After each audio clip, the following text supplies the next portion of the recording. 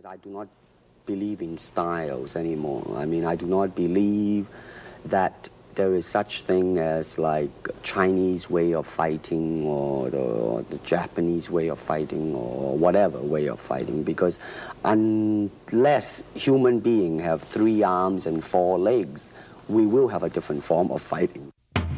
Unless we have other group of beings on Earth that are structurally different from us, then there might be a different style of fighting.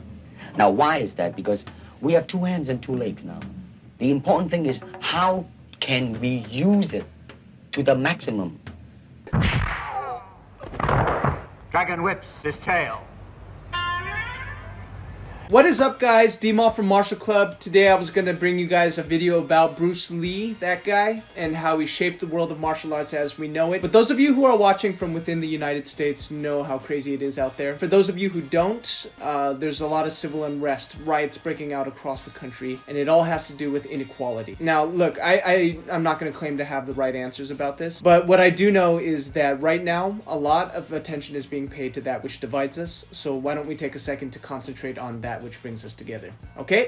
So the good news is we're still talking about Bruce Lee today. Bruce Lee knew a lot about division. He grew up in Hong Kong in a time when Japanese oppression was fresh in the minds of Chinese people everywhere. And before that, Europe was carving up China like a pie. During the time when Bruce Lee grew up, Hong Kong didn't even belong to China. It was a British colony. Needless to say, Bruce knew what it was to be discriminated against. I mean, being a Chinese person in 1960s America meant that he was often the yellow man out. See, he was half of an interracial couple at a time when unions like that just wasn't accepted by society. And it also meant that he saw a lot of discrimination in Hollywood. Many a times he was passed up for a role that should have rightfully been his. But the truth was, America wasn't ready for a Chinese leading man. And that's exactly what he was. He fights with fists of fury and resorts to strange techniques whenever it gives him the edge. That's what the others fear. His Western ideals. Or even perhaps his Western blood. What is this blasphemy?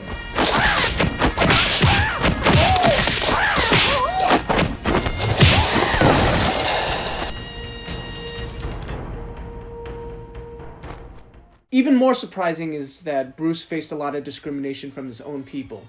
Did you know that Bruce wasn't even 100% Chinese? See, being a quarter Caucasian meant that he wasn't the most popular person in his group. See, when he was learning Wing Chun Kung Fu from the great Ip Man, legend has it that a lot of his classmates didn't even want to train with him. So, he knew what it was to be discriminated against by whites. He knew what it was to be discriminated against by Chinese. And of course, Bruce faced a lot of resentment for his ideas about martial arts. It is widely believed that Bruce fought a match behind closed doors over the right to teach Kung Fu to non-Chinese people. Now, that may or may not be true, but regardless of whether it is, the idea that the secrets of Chinese martial arts had to stay within the Chinese community, that was definitely a thing. He taught his art to Chinese people and non-Chinese people alike. Because of style, people are separated. They are not united together because styles became law, man. But the original founder of the style started out with hypotheses. But now it has become the gospel truth. And people that go into it, man, became the product of that. It doesn't matter how you are, who you are, how you are structured, how you are built, how you are made. It doesn't matter. You just go in there and be that product. And that, to me, is not right. Bruce Lee bucked tradition. For him, there was no way. There was no Chinese way. There was no Japanese way, no Korean way, no Brazilian way. The only way was no way. The way that you made for yourself. And see, it was this revolutionary idea that allowed the seeds of martial arts to be planted in soil on every continent across the globe. It can be argued that martial arts has seen more evolution in the last 50 years than in all of human history combined. That was only possible due to the sharing of ideas across national boundaries, across ethnic boundaries. And the thing that made that possible was film. See, Bruce Lee's movies are what changed the world. Bruce Lee realized before most the power of film to convey the spirit of martial arts. So when the US came down with its first case of Bruce Lee mania, it wasn't amongst the whites, it was amongst the blacks, it was amongst the browns, it was amongst the yellows, it was amongst everything in between. It was the minorities who were watching stories about the oppressed gaining the strength to stand up to their oppressors. And that strength came from Kung Fu. And you can bet martial arts culture took off. It spread through the country like wildfire. Suddenly, ethnic groups that had nothing to do with each other shared something very powerful in common. And it's that commonality that exists to this very day. To this day! Alright, I'm gonna be real with you guys. Honestly, I hate what I'm seeing on TV. Like, the pandemic was hard enough, and it's really hard to think about small business owners watching helplessly from their homes, watching on TV as their businesses go up in flames.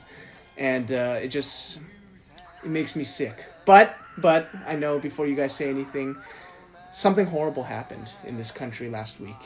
And it's unjust, and it speaks to systemic racism that has been in our country since day one.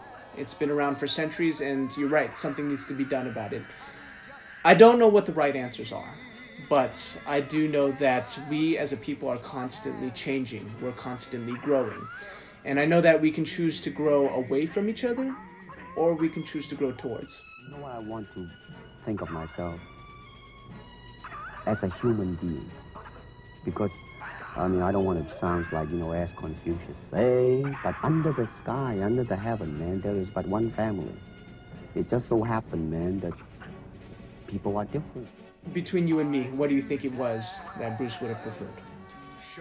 See, Bruce Lee had great ideas, revolutionary ideas, ideas that continue to change the world today. He was taken from this world way too soon, but he was here long enough to make his message heard. And we can choose whether to listen to it or to ignore it. So the choice is up to you and me. So that's the video. I hope you guys heard something you needed to hear. And if you liked it, I hope that you would give it a thumbs up. Subscribe to Martial Club, like us on Facebook, follow us on Instagram. But most importantly, be good to each other. Dima, signing out.